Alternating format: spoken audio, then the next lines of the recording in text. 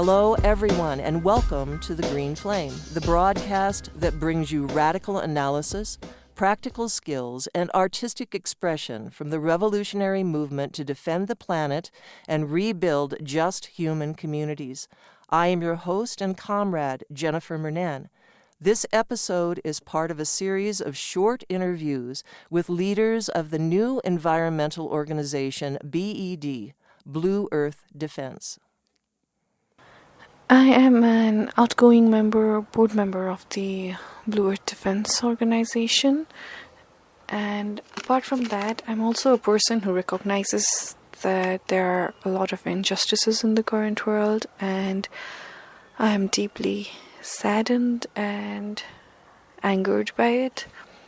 And at the same time, I also recognize that I am in a unique position in this world, and I'm trying to figure out the best way that I can use the unique position that I have in terms of the resources and limitations both, to correct as much of these injustices as possible. So I come from the global south, from a small country called Nepal, and I am happy that I can still find practices and aspects of lifestyles that are based on nature over here, and that's how I grew up. Like, this is a part of our culture over here. But at the same time, over the years, I've seen just more and more of destruction and less of nature. Not just in terms of physical, natural landscapes, but also in terms of culture. Like, the dominant culture is spreading widely and more insidiously for that. And it just saddens me and just makes me worried that the people who come after me are never going to experience this anymore. And I'm pretty sure that is the story of every place. And so that is one of the reasons I believe that BED, or Blue Earth Defense, is essential and unique, because we recognize the relationship between different types of oppressions, and we challenge them. We challenge all forms of oppression. We recognize how the exploitation of nature is related to exploitation of women, and racism, and colonialism, and everything. So we see a relationship between those, and we believe that it is necessary to fight all of them. At the same time, we also recognize that there is a need of a strong network of activists across the world, because we see that there are many grassroots movements. Well, the mainstream movements are more or less captured by the capitalist system, but there are still many grassroots movements across the world, and the problem is that most of them are so small, and that nobody even knows about them except for their own locality. So we believe that we need to have a strong network of all of these movements, because that is the only way that we can get them together and make them stronger.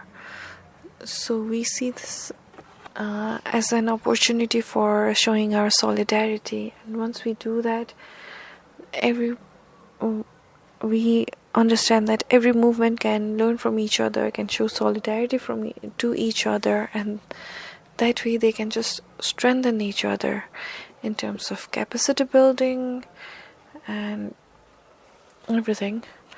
So our focus is bringing forward those grassroots movements and supporting them, and just supporting the communities from which they arise. So yeah,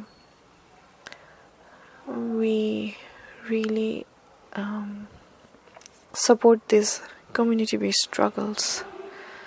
So my role in BED was that of a founding board member. So in that position, I've contributed to some of the basic foundational elements of BED, including forming a vision, mission, like just directing the overall flow of this organization. So we have had, and by we, I mean not just the board members, but all of the general members, we have had multiple discussions and brainstorming sessions to just create a framework. We've done research on different types of organization and what would be the best for the vision that we have. And so we have come up with a basic structure and function of BED, but I do not believe that this is a task which is finished, because we're living in a dynamic world where a minor thing can have some long-lasting changes and some big changes. So I believe that we need to be flexible enough to adjust to all of these, and for that reason I consider that I consider BED as a dynamic organization which is ready to question and change these structures and functions and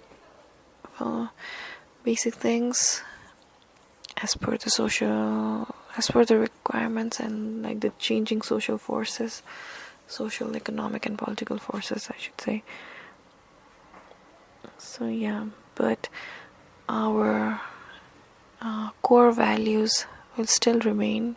We're still an organization based on biophilia. That means we prioritize nature over humans. The needs of the nature always comes before the needs of the humans. And we also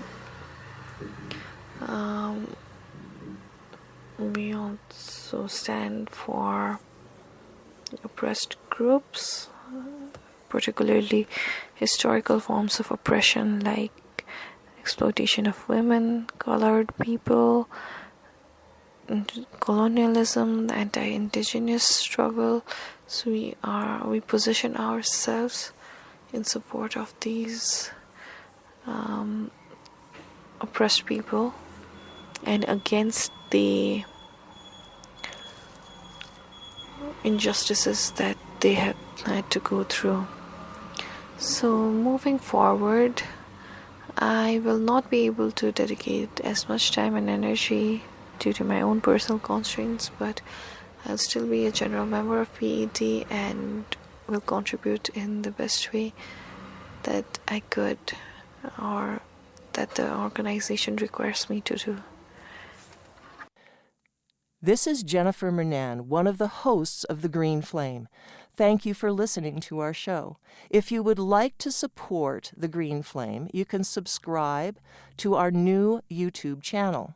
You can listen to previous Deep Green Resistance Green Flame episodes on Apple, Spotify, and all the rest, even YouTube. Please leave positive reviews and share these shows with your friends. Finally, the goal of this show is to activate people. So if you really want to support the green flame, start organizing in your own community.